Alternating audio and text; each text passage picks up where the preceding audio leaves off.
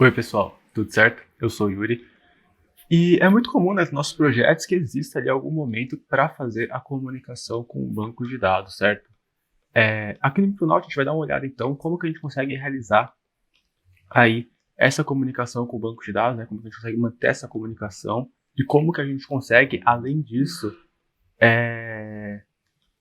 utilizar os projetos do Micronaut, né?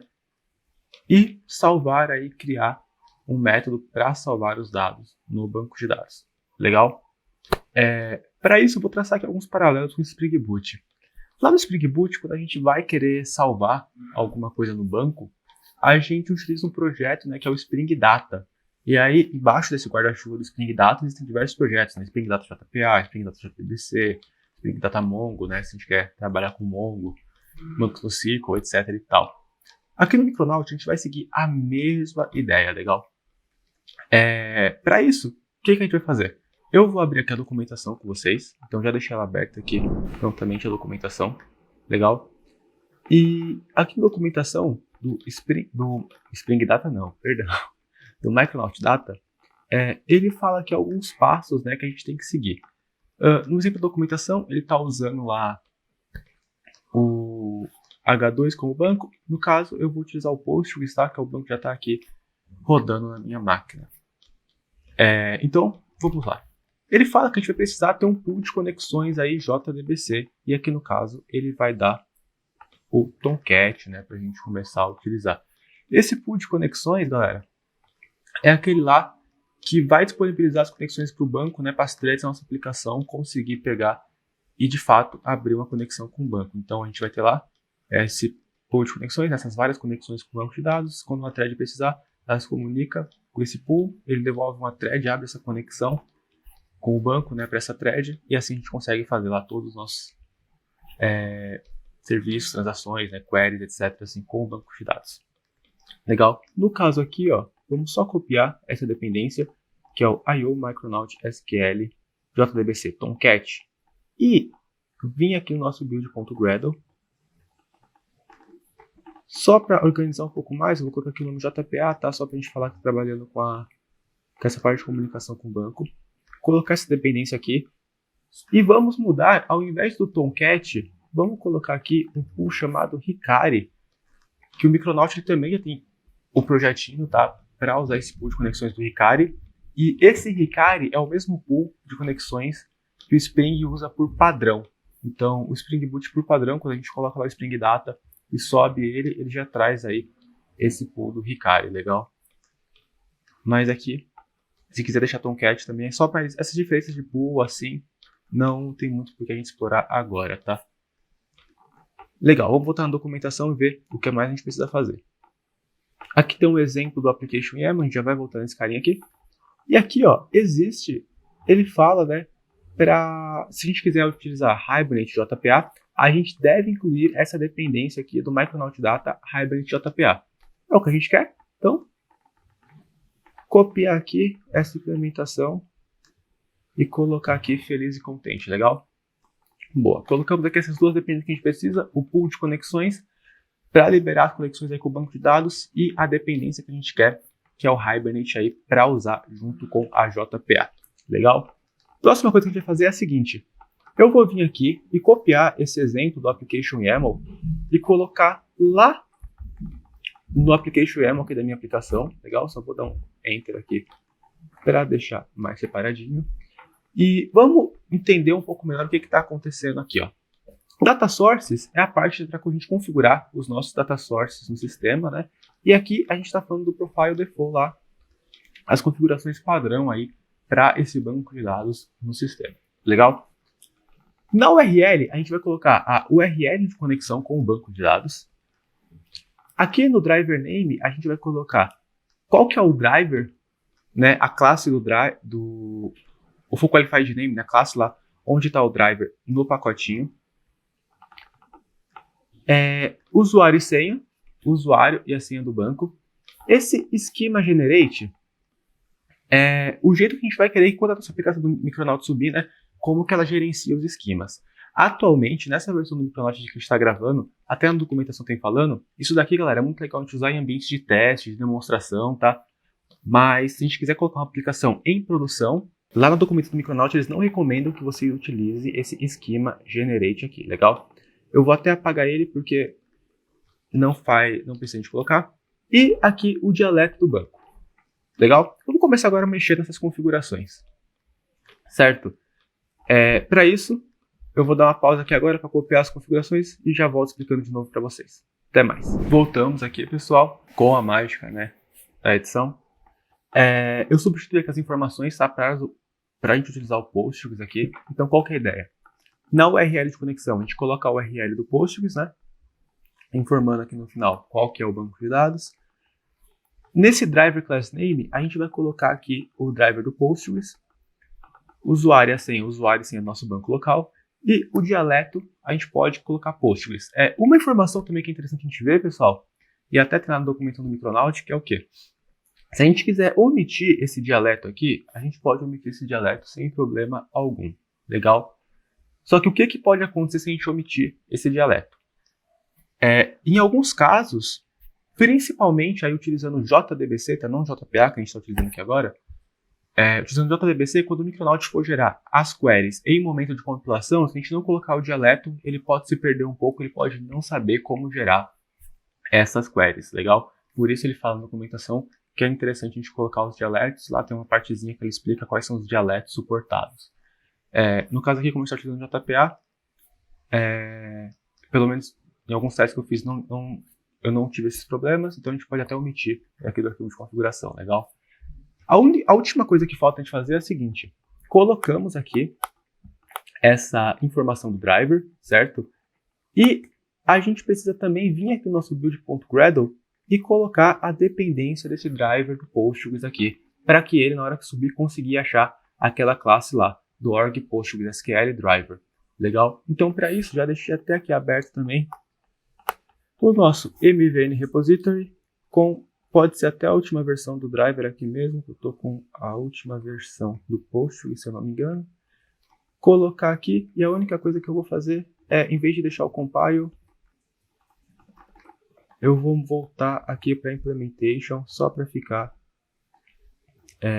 seguindo o padrão aí do projeto com o Micronaut, legal? Basicamente o que a gente está fazendo aqui, de mudar de compile para implementation, é apagar esses metadados aqui e separar eles por 2 pontos, né? No caso aqui a versão, o artefato e a companhia, legal? Bacana, colocamos isso daqui, eu vou pedir para o Gradle baixar novamente as dependências, já está fazendo isso para a gente. E vamos fazer o teste, né? Vamos subir o projeto e ver o que acontece, ver se ele continua buildando, né? Ver se ele continua subindo assim, de uma forma legal, certo? Vai fazer aqui o clean, como o build com o projeto Micronaut pode demorar um pouquinho, vou dar um pause aqui e já voltamos aí para ver o que aconteceu, legal? Então, ó, como a gente pode perceber por aqui, a nossa aplicação subiu e aqui nos logs já veio os logs do Hikari Pool. Legal? Para falar que já temos o pool de conexão, aparentemente tudo certo funcionando. O que a gente tem que fazer agora? Transformar, né, o nosso autor aqui, essa classe autor, em uma entidade da JPA para que a gente consiga fazer o salvamento do banco, certo? E toda entidade da JPA, o que ela precisa mesmo? Bem, pelo menos estar anotada com @entity e ter aí um ID, uma identificação para que ela consiga, né, ter uma chave primária lá no banco de dados, legal? Então, vamos seguir isso. Nosso autor aqui, em cima da classe, vamos falar que ele é uma entidade. Então, @entity, certo? Bacana, e está travando o computador, deixa eu pausar o projeto para ver um pouco mais ele. Boa. @entity. A gente está usando essa @entity aqui do próprio Javax Persistence, tá bom, galera? Interessante a gente apontar também que esse @entity, toda classe anotada com @entity, ela já é também, por padrão, uma @introspected. Legal? Então, a gente não precisa ficar colocando também aquela anotação @introspected, né? Ela toda classe anotada com @entity. O Micronaut já trata ela também como o @introspected. Show? Próxima coisa que a gente precisa fazer, colocar um ID. E aqui eu vou ensinar um truque para vocês no Kotlin, para a gente não precisar colocar o ID aqui no construtor. A gente pode vir aqui no corpo do projeto e falar o seguinte, a gente vai querer ter aqui um ID do tipo long. E esse ID, por padrão, ele vai ser nulo. Legal? Para que quando a JPA, a gente insira, né, o dado, a JPA vai lá e consiga ir incrementando esse ID. A gente vai falar então que ele é um ID. E também vai falar para ele gerar aqui os valores como se fosse, né, lá na aplicação normal que a gente estivesse usando Spring Boot com Spring Data.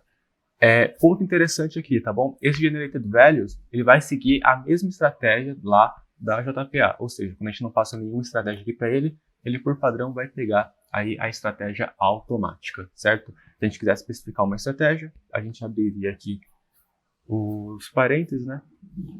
E aí passaria aqui qualquer uma daquelas estratégias lá de geração da JPA, legal? Boa. Então, @id, @generated value. Interessante a gente colocar aqui, ó, a gente está criando uma property dentro do corpo, né? Nossa classe autor, então não vai passar pelo construtor dela. Além disso, a gente está deixando ela como ID e falando para a JPA gerar automaticamente esse valor. E justamente por isso, como a gente está falando para a JPA gerar automaticamente esse valor, a gente está colocando o var aqui para que não aconteça em nenhum momento, em tempo de execução, algum problema dele tentar alterar o valor, né? Por exemplo, a gente inseriu a entidade e agora ela vai estar com ID 1, ID 2. Na hora que for alterar esse valor, aconteça algum problema aí em tempo de execução por conta do val, né? Vai falar assim, não consigo fazer o assignment dessa variável, enfim. Para a gente tentar evitar, né, bloquear essas coisas aí, vamos utilizar o var, certo? Outra coisa também que a gente pode lembrar que pede na tarefa é a data de criação do objeto. Para isso, eu vou só vir aqui e colocar mais um atributo que vai ser o criado em, que vai ser um local date time, e por padrão ele vai ser o horário de agora, ou seja, local date time.now. Legal? Bacana. Colocamos aqui nosso autor, a gente precisa agora salvar ele no banco de dados de alguma forma, né? Lá no Spring Boot, qual que era a abstração que a gente usava para criar essa comunicação com o banco, né? Para salvar de fato aí as entidades do banco de dados. A gente criou uma interface de repositório, correto? Então a gente vai ter lá um repository que vai estender, né, as interfaces do Spring lá para que a gente consiga trabalhar. Legal? Pensando nisso, a gente vai tentar seguir a mesma ideia aqui com o Micronaut. Então eu vou vir aqui no nosso pacote de autores e pedir para ele criar uma interface que vai ser a autor repository. Legal? E o que essa autor repository aqui vai ter? Ela vai estender, né, os pontos aqui no Kotlin, de JPA repository. E essa JPA repository, ela espera dois argumentos aqui no generics. O primeiro é a entidade, no caso autor, e o segundo é qual o tipo do ID, no caso aqui, long. Legal? Bacana. A princípio, tudo certo, tudo ok. Essa entidade, essa interface aqui, perdão, JPA repository, a gente já consegue clicar aqui dentro dela, né, e ver que ela já provê alguns métodos pra gente, a extende de repository, etc. Vamos então realizar agora o salvamento do nosso autor de fato, legal? Para isso, vamos vir aqui no controller, e aqui a gente sabe que depois de converter, né, que a gente tem aqui o autor convertido, a gente vai ter que ter alguma coisa assim, autor repository, .save, e aqui passar o autor, correto? Então, a gente vai ter que receber esse autor repository aqui de algum lugar. E como que a gente consegue injetar, então, né, esse autor repository aqui na classe? Um jeito que a gente consegue fazer essa injeção de dependências aqui no Micronaut é o seguinte, a gente vem aqui no construtor do nosso controller e pede para ele um autor repository, certo? Se a gente quiser especificar, né, deixar mais explícito, a gente poderia vir aqui e colocar um @inject. No caso, eu acho que não precisa, a gente já tem, né? O Micronaut já vai colocar esse bin, injetar esse bin na hora da compilação, então eu acho que a gente não precisa colocar o @inject aqui, só de colocar ele lá no construtor da classe. já fica claro que a gente está esperando esse autor repository vir de algum lugar. Legal? Vou subir aqui o projeto e vamos fazer lá o teste no Postman para ver se está salvando o nosso dado ou não.